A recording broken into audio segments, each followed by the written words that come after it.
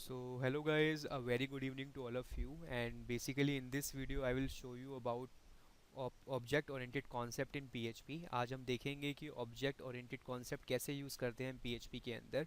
और इससे पहले मैं ऑब्जेक्ट ओरिएंटेड कॉन्सेप्ट का इंट्रोडक्शन और उसका एग्जांपल शुरू करूं, मैं आपको बताना चाहता हूं कि ऑब्जेक्ट ओरिएंटेड कॉन्सेप्ट से पहले हमारे पास जो था कॉन्सेप्ट वो था procedure oriented programming language. Guys इसके अंदर बेसिकली क्या था कि ना इसमें कोई रियल वर्ड सोल्यूशन था, मैं अभी आपको बताऊंगा कि रियल वर्ड का मतलब क्या है, ना कोई ऑब्जेक्ट ओरिएंटेड कॉन्सेप्ट थे। प्रोसीजर ओरिएंटेड का मतलब होता है कि फंक्शन ओरिएंटेड, मतलब कि हम जो भी काम करते थे इन द फॉर्म ऑफ फंक्शन करते थे, फंक्शंस बनाते थे, उसमें अपना लॉजिक लिखते थे और उसे कॉल करते थे। प्रोसीजर ओरिएंटेड की एक डिसएडवांटेज ये थी कि अगर आपके पास ह्यूज अमाउंट ऑफ फंक्शंस हैं तो they can access data directly because there is no access specifier and modifiers. Access specifiers modifiers का मतलब यहाँ पे ये है कि ऑब्जेक्ट ओरिएंटेड लैंग्वेज की बात करें तो उसमें एक्सेस स्पेसिफायर्स होते हैं या मॉडिफायर्स भी बोल सकते हैं, जिनकी हेल्प से आप डेटा को हाइड कर सकते हैं। आप वही चीज़ दिखाइए जो यूज़र को आप दिखाना चाहते हैं। सो ऐसे फीचर जितने भी हैं जो आप आजकल रियल लाइफ सिनेरियो में देखते हैं, आप कोई भी वेबसाइट विजिट करते हैं तो उतनी इन्फॉर्मेशन आपको दिखाई जाती है जितनी एक आपके लिए रिलेवेंट होती है, उससे ज़्यादा आपको कोई इन्फॉर्मेशन नहीं दिखाई जाती। So with the help of oops concept you can do this kind of functions आप परफॉर्म कर सकते हैं। सो प्रोसीजर ओरिएंटेड जो होती है वो जो अप्रोच यूज़ करती है वो टॉप डाउन अप्रोच यूज़ करती है। साथ ही साथ एक लार्ज प्रोग्राम को हम डिवाइड कर देते हैं in the form of functions. Means we divide a programs in the form of small modules. ठीक है, आप उसे मॉड्यूल्स भी बोल सकते हैं। तो दूसरी चीज़ ये है कि डेटा इजीली एक्सेस, आप डेटा को इजीली एक्सेस कर पाते हैं। बाकी जो कॉन्सेप्ट है वो नॉर्मल चलते रहते हैं, but procedure oriented is not a solution for real word solution. मैं पहले बताता हूँ what is the meaning of real word. Guys real word का मतलब यहाँ पे ये होता है कि जो भी आप सोच रहे हैं दैट इज़ रियल वर्ड। अगर आप उसको कोडिंग में कन्वर्ट कर दें और विद ऑब्जेक्ट ओरिएंटेड कॉन्सेप्ट के साथ, आपकी जो एप्लीकेशन होगी वो रोबस्ट होगी। और कहीं ना कहीं एक कपलिंग और कोहेजन होता है, मैं दोनों का वर्ड आपको थोड़ा क्लियर करता हूँ। अगर किसी भी प्रोजेक्ट के अंदर मॉड्यूल्स ज़्यादा हैं, अच्छी बात है अगर मॉड्यूल्स ज़्यादा हैं, बट वो डिपेंडेंट ना हो कभी भी, बिल्कुल डिपेंडेंट ना हो, डिपेंडेंट हो पर वो फंक्शनली डिपेंडेंट हो, that is good for the application. So coupling हमारी कम हो, कोहेजन ज़्यादा हो। सो ये चीज़ होना बहुत ज़रूरी है किसी भी एप्लीकेशन को डेवलप करने के लिए। ठीक है। सो ऑब्जेक्ट ओरिएंटेड कॉन्सेप्ट मैं आज इंट्रोड्यूस करने वाला हूँ, बट मैं आप लोगों को खाली क्लास और ऑब्जेक्ट के बारे में ही बताऊंगा। आगे वाली वीडियो में हम इनकैप्सुलेशन वो सब चीज़ें देखेंगे, बट अभी हम बात करेंगे खाली ऑब्जेक्ट और क्लास की। सो गाइस ऑब्जेक्ट और क्लास होता क्या है मैं आपको ये बताना चाहता हूँ। सबसे पहले क्लास और ऑब्जेक्ट के लिए पहले मैं ऑब्जेक्ट को पहले लेता हूँ। फॉर एग्जाम्पल, आप मैंने अभी आपको कहा, पहले मैं बताता हूँ ऑब्जेक्ट है क्या। Object could be anything like person place और थिंग। वो हर एक चीज़ ऑब्जेक्ट है जो आपको दिख रही है। बट उसके बाद अगर आपने उसको ऑब्जेक्ट बोल लिया है तो आपके पास दो आंसर होने चाहिए। क्या? एक तो उसका स्ट्रक्चर पता होना चाहिए आपको, और उसका एक बिहेवियर पता होना चाहिए। अगर आपको स्ट्रक्चर बिहेवियर पता है तभी आपको रियल मतलब पता है कि आप उसको ऑब्जेक्ट बोल रहे हैं। अगर आपको उसका स्ट्रक्चर बिहेवियर नहीं पता तो आपकी नज़र में वो ऑब्जेक्ट नहीं है। मीन्स फॉर एग्जांपल, मैंने कहा एप्पल, बनाना, ग्रेप्स, ये सारे क्या हैं? ऑब्जेक्ट। मैं इनको बोल रहा हूँ ये ऑब्जेक्ट हैं। ठीक है, ये ऑब्जेक्ट हैं। अब मैं अगर एक मैंगो की बात करूँ, मैंगो भी एक ऑब्जेक्ट है। तो मैंगो का जो शेप है वो क्या है? ओवल है। ठीक है, थोड़ा राउंड टाइप में है। मीन्स वो उसका स्ट्रक्चर हो गया। उसका बिहेवियर क्या है? उसका टेस्ट कैसा होगा? जूसी। It's a behaviour. तो अगर ये बात यहाँ से निकाल पा रहे हैं हम, तो आप मैंगो को ऑब्जेक्ट बोल सकते हैं, आप ग्रेप्स को ऑब्जेक्ट बोल सकते हैं, आप बनाना को ऑब्जेक्ट बोल सकते हैं। ठीक है, तो ये जो चीज़ें हैं इस तरीके से हम ऑब्जेक्ट को आइडेंटिफाई करते हैं। सबसे पहले मैं एक और एग्जांपल लेता हूँ ऑब्जेक्ट का। मान लीजिए एक स्टूडेंट है। ठीक है, एक स्टूडेंट का आपके हिसाब से उसका स्ट्रक्चर बिहेवियर क्या हो सकता है? ठीक है, देखिए उसका रोल नंबर, उसका मार्क्स। अब स्ट्रक्चर मतलब क्या? जैसे फॉर एग्जांपल मैं इसी स्टूडेंट में से एक चीज़ और बताता हूँ। उसके भी दो हाथ हैं, स्टूडेंट के पास दो हाथ हैं। ठीक है, और उसके दो पैर हैं, उसके पास एक नोज़ है। ठीक है, दैट मीन्स इसका एक स्टूडेंट का ये स्ट्रक्चर है। या एक पर्सन का, मैं एक पर्सन की बात करूँ, हर एक इंसान एक पर्सन है। ठीक है, पर्सन एक मेन, इसको मैं जो मैं ये बात बोल रहा हूँ ना पर्सन, इस पर्सन को भी हटाते हैं यहाँ से। हर एक इंसान, एक उसका स्ट्रक्चर क्या होगा? हर एक इंसान के पास दो हाथ हैं। तो ये सब क्या आते हैं? ये सब चीज़ें, जितनी भी चीज़ें आती हैं सब स्ट्रक्चर में आती हैं। बिहेवियर हर किसी का अलग अलग हो सकता है। अब जैसे मैं सिंगिंग कर रहा हूँ, जरूरी नहीं कोई और भी सिंगिंग करेगा, ये सब चीज़ें बिहेवियर में आती हैं। ठीक है। तो guys object means object could be anything like person place और thing, but anything that could be a particular behaviour और structure is called as object. किसी भी चीज़ का अगर कोई बिहेवियर और स्ट्रक्चर है तभी वो ऑब्जेक्ट कहलाएगा। फॉर एग्जाम्पल अनदर एक एग्जाम्पल और लेता हूँ। पहले मैं वही सेम एग्जांपल लेता हूँ जो पहले ले रहा था। हमारे पास एप्पल है, बनाना है, ग्रेप्स हैं, सारे ऑब्जेक्ट हैं। उनका स्ट्रक्चर और बिहेवियर हम इजीली आइडेंटिफाई कर पा रहे हैं। तो गाइज इसका मतलब होता है ऑब्जेक्ट। अगर एक क्लास है हमारे पास, क्लास मीन्स एक कॉलेज में एक क्लास है या स्कूल में एक क्लास है, उसमें 40 स्टूडेंट्स हैं, मतलब 40 ऑब्जेक्ट्स हैं कहीं ना कहीं। सबका बिहेवियर स्ट्रक्चर है और उनके मेथड्स एज पर रिक्वायरमेंट बदलते रहेंगे। कोई सुबह मॉर्निंग वॉक पे जाता है, नहीं जाता, मेथड हमने मेथड डिफाइन कर रखा है। तो इस तरीके से अभी हम देखेंगे एग्जांपल तो और क्लियर होगा। सेकंड जो फीचर है वो है क्लास। मैं क्लास को थोड़ा सा अब मैं ऑब्जेक्ट से रिलेट करूंगा और हम उसी से ही हम क्लास निकालेंगे ऑब्जेक्ट से ही। देखिए क्या है actually, class is a group definition. देखिए बहुत इंपॉर्टेंट बात बोल रहा हूँ मैं, क्लास क्या है, ग्रुप डेफिनेशन, बहुत इंपॉर्टेंट वर्ड है ये। That contain structure and behaviour of object. Class is a group definition जो ऑब्जेक्ट का ही, जो मैंने अभी ऑब्जेक्ट के स्ट्रक्चर और बिहेवियर बताया ना आपको, वो क्लास कंटेन करता है, क्लास के अंदर ही आते हैं। मैंने आपको अभी एग्जांपल दिया था, एप्पल, बनाना, ग्रेप्स, ये सब क्या थे, ऑब्जेक्ट। इनमें से कॉमन चीज क्या ड्राइव हो रही है, आपको क्या लगता है इसमें आपको कॉमन चीज, अगर आप कॉमन प्रॉपर्टी ड्राइव कर पाओ सिमिलर काइंड ऑफ ऑब्जेक्ट में से, it's called as class. For example देखिए, एप्पल, बनाना, ग्रेप्स फाइनली है क्या, क्या कॉमन चीज ड्राइव कर पा रहे हैं, और मैंने कहा था सिमिलर काइंड की होनी चाहिए। मीन्स सारे के सारे फ्रूट हैं, fruit is a class. Class को कैसे आइडेंटिफाई करें, अगर आपके पास जितने भी ऑब्जेक्ट्स हैं, अगर मैंने कहा कि मेरे पास एप्पल है, ग्रेप्स है, बनाना है, साथ में मैंने बोला मेरे पास वॉच भी है, you can't identify the class, आप क्लास को आइडेंटिफाई नहीं कर सकते। फिर अगर आपके पास आप कॉमन फीचर्स ड्राइव कर पा रहे हैं, अगर आप कॉमन फीचर ड्राइव कर पा रहे हैं उन सभी ऑब्जेक्ट में से, it's called as class. So fruit is a class. Okay, so I hope आपको ऑब्जेक्ट और क्लास के बीच में डिफरेंस समझ आया होगा। अब मैं पीएचपी के अंदर एक एग्जांपल लूँगा और एग्जांपल लेने के बाद हम देखेंगे हम कैसे क्लास का सिंटेक्स क्या होता है, और हम क्लास में से किसी भी वेरिएबल को, या स्ट्रक्चर भी बोल लीजिए आप, स्ट्रक्चर और बिहेवियर को कैसे एक्सेस करते हैं थ्रू ऑब्जेक्ट। अब हम ये देखेंगे गाइस। तो सबसे पहले हम नेटबीन्स में अपना ओपन कर लेता हूँ। So yes so yes guys, जैसा कि आप देख पा रहे हैं कि मैंने यहाँ पे एक ऊप्स नाम का फोल्डर बना दिया है। आज हमारी इंडेक्स वाली फाइल है जिसमें हम काम करेंगे। तो जैसे ही ये कुछ 5-6 फाइलें हो जाएंगी तो फिर मैं अपने ड्रॉप बॉक्स में डाल के आप लोगों से शेयर कर दूंगा। आप मेरी वीडियो यूट्यूब पे जब देखेंगे तो उसके डिस्क्रिप्शन में से ड्रॉप बॉक्स का लिंक आप देख के उस पर क्लिक करेंगे तो आप डाउनलोड कर सकते हैं। तो गाइस सबसे पहले मैं इसको HTML कोड भी हटा देता हूँ, क्योंकि आज का जो हमारा वीडियो ट्यूटोरियल है गाइस वो ये है, oops concept in PHP class and object part 1। तो यहाँ से इसको मैं कॉपी कर लेता हूँ और अपने प्रोजेक्ट में इसको पेस्ट कर देता हूँ कमेंट के साथ।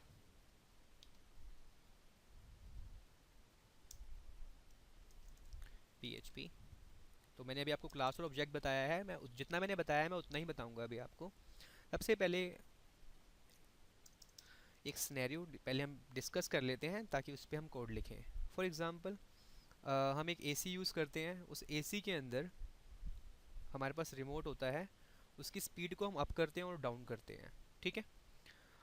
अब AC, अब different companies different different ACs बनाती हैं, वोल्टास हो गया और ब्लू स्टार हो गया, डिफरेंट डिफरेंट कंपनीज हैं AC बना रही हैं। और बट उसमें एक कॉमन फीचर क्या है कि उनकी स्पीड अप भी होती है और डाउन भी होती है। ठीक है। तो हम एक क्लास लेते हैं सबसे पहले AC। This is a syntax to declare class in PHP। ठीक है। सो हमने एक क्लास बनाई AC। ठीक है। अब क्लास तो AC है, कंपनीज डिफरेंट हो सकती है, मैं उनको भी लेके नहीं आ रहा। ठीक है। मेरा मेन मोटिव आज का है क्लास और ऑब्जेक्ट के बीच में पूरा हम डिस्कस करेंगे। ठीक है। सो ओके गाइस, तो हमने क्लास यहाँ पे क्रिएट कर ली है। अब मैंने आपको बताया था class is a group definition that contain structure and behaviour of object. ठीक है। तो क्लास हमारी एक ग्रुप डेफिनेशन है जो क्या कंटेन करेगी, स्ट्रक्चर और बिहेवियर किसका, किसी ऑब्जेक्ट का।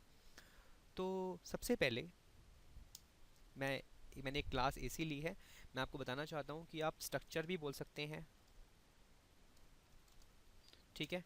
स्ट्रक्चर भी बोल सकते हैं, आप वेरिएबल भी बोल सकते हैं स्ट्रक्चर को, ठीक है, अपनी अंडरस्टैंडिंग के वे में आप कुछ भी बोल सकते हैं,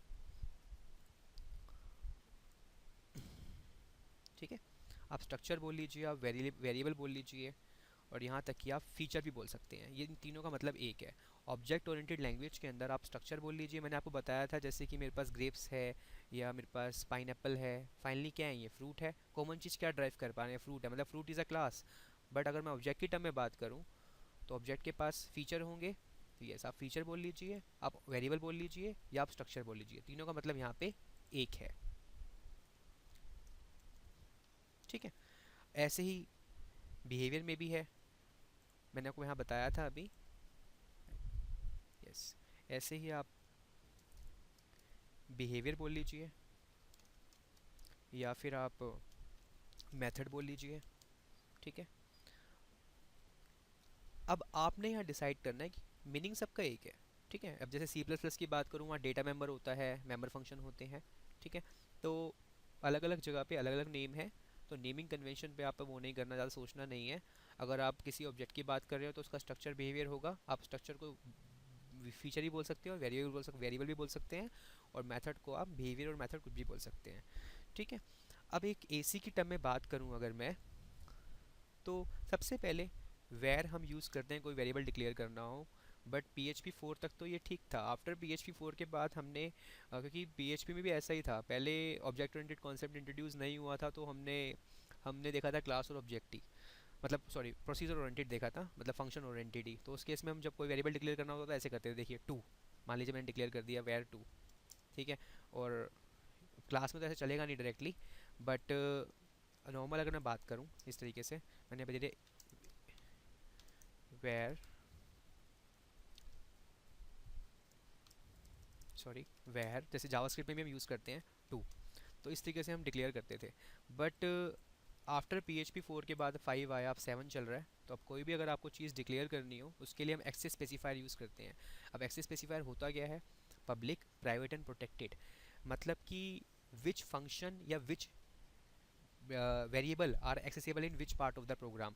जो वेरिएबल है, जो फंक्शन आप यूज़ कर रहे हैं, उसका स्कोप कहाँ तक होगा। अगर आपने पब्लिक कर दिया तो वो हर जगह एक्सेस हो जाएगा, अगर आपने प्राइवेट कर दिया तो within a class access होगा। प्राइवेट को एक्सेस करने का एक तरीका होता है, वो मैं आपको बताऊंगा नेक्स्ट वीडियो में। बट अगर आपने प्रोटेक्टेड कर दिया तो वो कहेगा कि इसका स्कोप लिमिटेड है, कुछ लोगों के लिए ही है, आप उसको जहाँ जहाँ इनहेरिट करेंगे उस क्लास को, उसका स्कोप वहाँ वहाँ यूज़ होगा। तो इन सब के बारे में बात करूँगा, बट अभी मैं बात करूँगा खाली पब्लिक के लिए। मैं जो भी अभी अपने वेरिएबल्स बनाऊँगा वो मेरे पब्लिक ही होंगे। सो ओके, तो सबसे पहले हम बनाते हैं यहाँ पे पब्लिक, मींस पब्लिक हम बना रहे हैं अपना वेरिएबल, मींस अपना स्ट्रक्चर, एसी का स्ट्रक्चर बना रहे हैं। उसका मॉडल क्या होगा, ये चीज़ स्ट्रक्चर में आएगी। अब मॉडल में हमने डिफाइन कर दिया सपोज XYZ, कुछ भी हो सकता है मॉडल, वोल्टास का है, कौन सी कंपनी का है। और उसके बाद हमने उसकी स्पीड दी एक, मतलब हमने एक डॉलर बनाया स्पीड, स्पीड उसकी 1 है बाय डिफ़ॉल्ट अभी, या समझ वैसे 16 कर देते हैं क्योंकि बाय डिफ़ॉल्ट जो 16 होती है उसकी 16 से 30 तक होती है, हम 16 ले लेते हैं अभी, ठीक है। उसके बाद हमने एक फंक्शन बनाया है यहाँ पे, एक्चुअली ये वो एक मेथड है, एक्चुअली ये स्ट्रक्चर है। तो ये जो वेरिएबल्स मैंने डिफाइन किए हैं ये किसी ऑब्जेक्ट के हैं, या AC1 होगा, जो भी होगा AC का नाम, ये उसका मॉडल है, इसकी स्पीड है, ये उसके बिहेवियर होंगे। क्या होंगे बिहेवियर, या तो स्पीड अप होगी या डाउन होगी, या स्पीड डाउन होगी उसकी फंक्शन,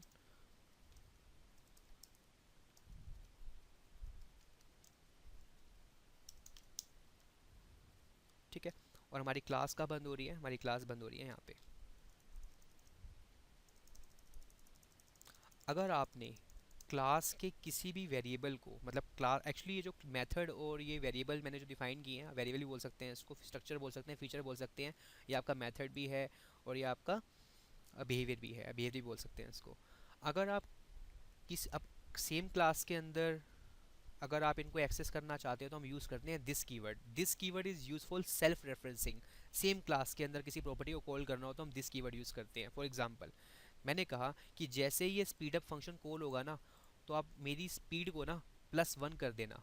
मीन्स मैंने लिखा यहाँ पे डॉलर दिस, और देखिए अपने आप यहाँ स्पीड अप दो फंक्शन आ रहे हैं। मैंने कहा स्पीड अप में आप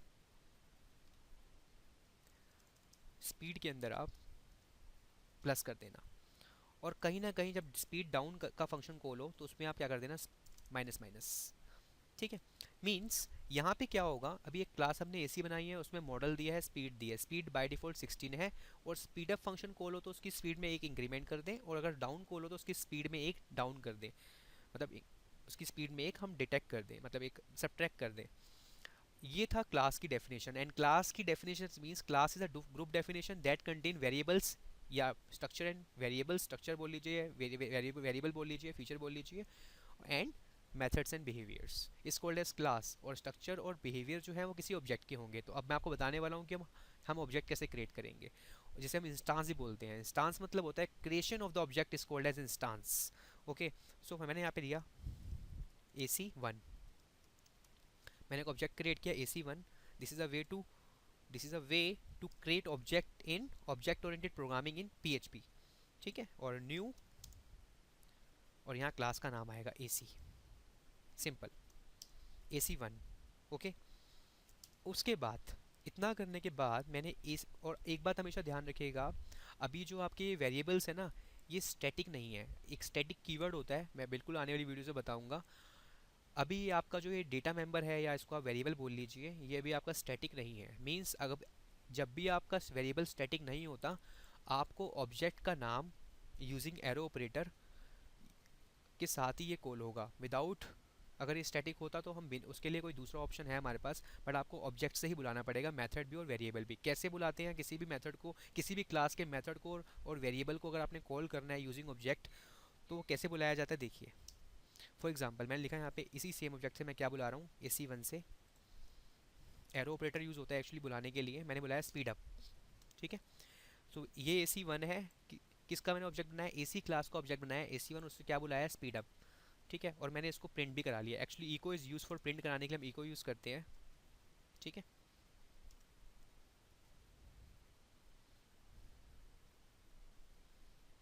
जैसे सिंपल आप इसको प्रिंट करवा लेते हैं।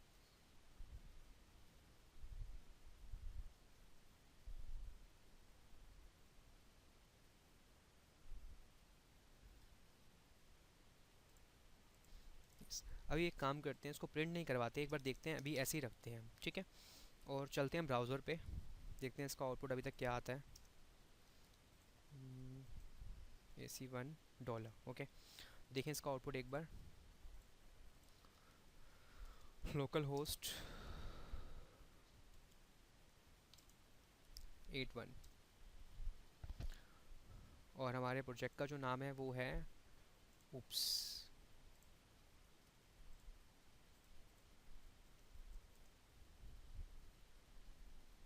ठीक है, so undefined property AC and this. So एक बार देखते हैं इसको दोबारा से। सो ओके गाइस, एक बार देखते हैं कि एरर एक्चुअली है क्या। पहले आपको मैं ये बताता हूँ। ठीक है, एरर आ रहा है अनडिफाइंड प्रॉपर्टी, बिकॉज मैंने यहाँ स्मॉल एस की यूज़ किया है और मैं यहाँ पे बिग एस यूज़ कर रहा हूँ, इस वजह से ये एरर आ रहा था। एक्चुअली मैं इसको यहाँ से भी हटाता हूँ। ठीक है, आप देखिए एक बार कोड पे। ठीक है, अभी कुछ प्रिंट नहीं हुआ क्योंकि हमने इको नहीं करवाया। एक मिनट, इको आई थिंक हमने करा लिया है। वेट, स्पीड अप, ओके, ये भी देखते हैं कि इको क्यों नहीं हो रहा है। उससे उससे पहले मैं इसको यहाँ से हटाता हूँ, और इसी ऑब्जेक्ट से मैं एक्सेस करता हूँ AC। अभी मैं उसको भी एक्सेस करके दिखाऊंगा अभी आपको। और यहाँ पे एरो ऑपरेटर मैंने यहाँ पे दिया सिंपल मॉडल। ठीक है, मींस बाय डिफ़ॉल्ट मॉडल आप क्या देख रहे हैं, XYZ की बाय डिफ़ॉल्ट मॉडल। अगर हम डायरेक्ट मॉडल एक्सेस करेंगे तो हमें क्या मिलेगा, XYZ। एक बात ध्यान रखिएगा कि जब भी आप किसी वेरिएबल को एक्सेस करते हो उसके आगे डॉलर लगा होता है, बट जब आप कॉल करते हैं तो डॉलर नहीं आता। इस बात को हमेशा ध्यान रखिएगा। मैंने AC का एक ऑब्जेक्ट बनाया AC_1 और उससे क्या बुलाया, मॉडल, तो ये XYZ देगा। देखिए, इसको मैं इको कर दूँ एक बार, XYZ आ रहा है। ठीक है, बट अब अगर आप चाहें तो यहाँ इसको क्या कर दीजिए, मान लीजिए AC हमारा वोल्टास का है, वोल्टास। ठीक है, अब आप देखिए, तो इस ऑब्जेक्ट के लिए ना ये मॉडल वोल्टास हो गया। बट नेक्स्ट टाइम में अगर मैं कोई और ऑब्जेक्ट क्रिएट करता हूँ, बहुत ध्यान से देखिएगा इस बात को, जैसे मैंने क्रिएट कर दिया AC2 के नाम से, और उससे अगर मैं मॉडल एक्सेस करता हूँ तो उसके लिए वो क्या दिखाएगा आपको, XYZ। देखिए, वोल्टास दिखा रहा है, एक मिनट, AC2 अब नहीं दिखाएगा, अब XYZ ही दिखाएगा।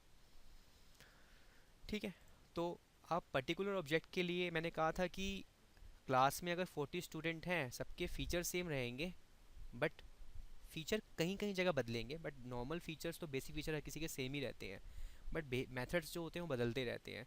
तो यहाँ देखिए आप, मॉडल की रिस्पेक्ट में बात करें तो वोल्टास की कैटेगरी की सीरीज़ आएगी, जो सीरीज़ होगी वो सेम बदलती रहेगी, बट वोल्टास कंपनी यूनिक रहेगी।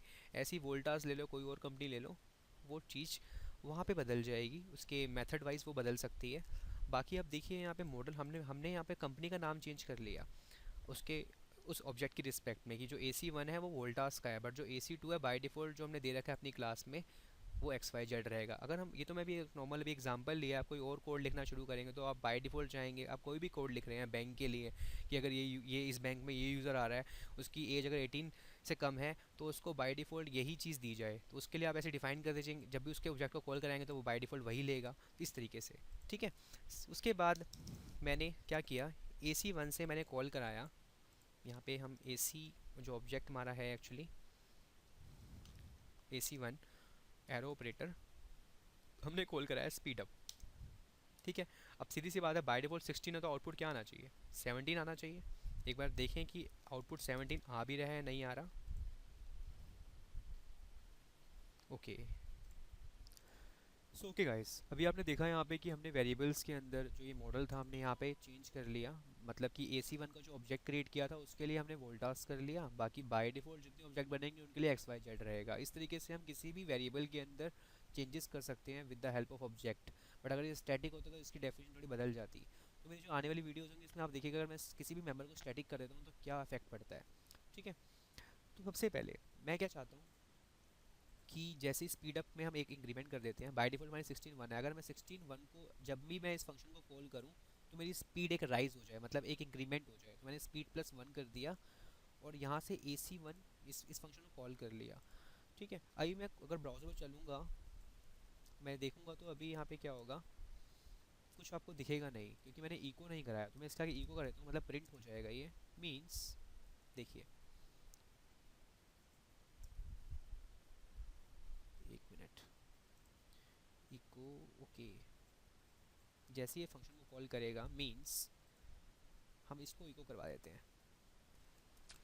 देखिए, So hello guys, basically this is my channel tutorial. Sorry, yes, देखिए 17 हो गया, मीन्स जैसे ही आपने AC का जो ऑब्जेक्ट बनाया उसको स्पीड अप को कॉल कराया तो उसने स्पीड में एक 1 मतलब प्लस किया और इको प्रिंट करा दिया। ठीक है, क्लास के किसी भी क्लास की प्रॉपर्टी को कॉल, मतलब एक्चुअली ये मेथड और जो मेथड हैं वेरिएबल्स हैं, ये क्या है, AC क्लास की प्रॉपर्टी हैं। क्लास की प्रॉपर्टी को अगर आप एक्सेस करना चाहते हैं with in a class, you can use this keyword. ठीक है, स्पीड में एक इंक्रीमेंट होगा। साथ ही साथ मैंने सेम चीज़ यहाँ भी की, मैंने माइनस कर दिया स्पीड के अंदर और इको करवा लिया। ठीक है, और यहाँ से मैंने इसी ऑब्जेक्ट से क्या बुलाया, AC और speed, sorry object name is AC1 actually, yes, speed down. ठीक है, अब आप देखिए, देख रहे हैं आप, 15 हो गई, मतलब 17 थी उस केस में 15 हो गई। अब आपको अगर 16 क्यों नहीं, उसमें थोड़ा लॉजिक चेंज करना पड़ेगा, वो भी हो जाएगा। बट मेरा मेन चीज़ ये है कि किसी भी क्लास के अंदर, जो पहले मैं थोड़ा कुछ पॉइंट्स बता रहा हूँ जो हमने इस प्रोग्राम में देखे हैं, हमारे पास एक क्लास थी और मैंने आपको बताया पूरा कॉन्सेप्ट, दोनों के बीच में डिफरेंस बताया। किसी भी क्लास की जो प्रॉपर्टी है, मीन्स जो बिहेवियर और मेथड्स हैं किसी ऑब्जेक्ट के, उसको अगर आपने within a class access करना हो तो आप दिस कीवर्ड यूज़ करते हैं उसके लिए। सिंपल गाइज, हमने दो ऑब्जेक्ट बनाए हैं यहाँ पे। पहले ऑब्जेक्ट के लिए मॉडल हमने चेंज कर दिया, बाकी स्पीड डाउन स्पीड अप हमने देखा, स्पीड अप भी हो रही है, डाउन भी हो रही है। और कहीं ना कहीं AC जो हमने सेकंड ऑब्जेक्ट बनाया उससे हमने मॉडल को कॉल किया तो उसने बाय डिफ़ॉल्ट XYZ दिया। सो गाइज, ये एक डेमो था ऊप्स कॉन्सेप्ट का। नेक्स्ट वीडियो में हम देखेंगे इनकैप्सुलेशन, पॉलीमॉर्फिज्म। सो इसमें अभी आपने देखा खाली सिंटेक्स ऑब्जेक्ट कैसे क्रिएट करते हैं और क्लास कैसे बनाते हैं। So guys, so if you like this video so please like कीजिए एंड शेयर कीजिए। I hope, I promise to you all of you कि अगर अगर क्योंकि बेसिकली क्या होता है कि इन वीडियो ट्यूटोरियल्स को बनाना भी अपने आप में थोड़ी मेहनत काफ़ी लगती है। सो अगर मैं अगर आपको कुछ लगता है कि इसमें कुछ कमियां हैं या कुछ भी हैं तो आप शेयर कीजिए अपने कमेंट्स में, मैं डेफिनेटली इम्प्रूव करूँगा। और so thank you for watching this video, and next video में हम कुछ एक्स्ट्रा देखेंगे। Thank you, good night.